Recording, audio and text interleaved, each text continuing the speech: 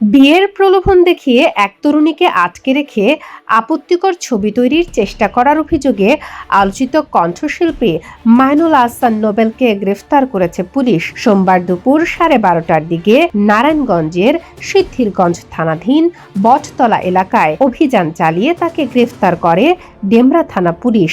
বর্তমানে তাকে থানা হেফাজতে রাখা হয়েছে। গ্রেফতারের বিষয়টি নিশ্চিত করেছেন ডেমরা থানার পরিদর্শক মুরাদ হোসেন। তিনি জানান, নোবেলের বিরুদ্ধে বিয়ের আশ্বাস দিয়ে এক তরুণীকে আটকে রেখে হেনস্থার অভিযোগে একটি মামলা দায়ের হয়।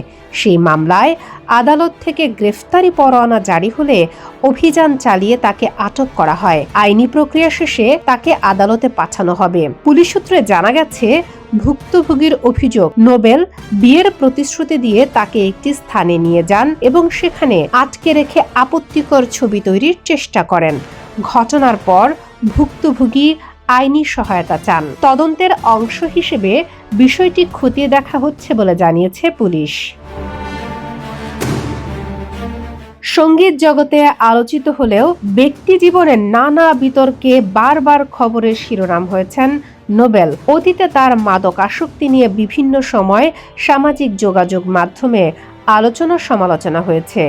নিজেও একাধিকবার স্বীকার করেছেন যে তিনি মাদক সমস্যার মধ্যে দিয়ে গেছেন এবং পুনর্বাসনের চেষ্টা করছেন। নোবেলের ব্যক্তিগত জীবনও একাধিকবার আলোচনায় আসে। তার সাবেক স্ত্রী সালসাবিল মাহমুদের সঙ্গে দাম্পত্য কলহ ও পারিবারিক সহিংসতার অভিযোগ নিয়ে পূর্বে সংবাদ প্রকাশিত হয়েছিল। সে সময় সালসাবিল গণমাধ্যমে নোবেলের বিরুদ্ধে শারীরিক ও মানসিক নির্যাতনের অভিযোগ তুলেছিলেন। যদিও নোবেল এসব অভিযোগের বিষয়ে বিভিন্ন সময়ে ভিন্ন ব্যাখ্যা দিয়েছেন। পরবর্তীতে তাদের দাম্পত্য সম্পর্ক বিচ্ছেদে গড়ায়। সাম্প্রতিক এই গ্রেফতারের ঘটনায় নতুন করে আলোচনায় এসেছেন নোবেল। আইনশৃঙ্খলা বাহিনী জানিয়েছে, অভিযোগের তদন্ত চলছে এবং আদালতের নির্দেশনা অনুযায়ী পরবর্তী ব্যবস্থা নেওয়া হবে। সঙ্গীত জগতে আলোচিত এই শিল্পীর বিরুদ্ধে ওঠা নতুন অভিযোগ তার ক্যারিয়ার ও ব্যক্তি জীবনে কী প্রভাব ফেলবে তা এখন দেখার বিষয়।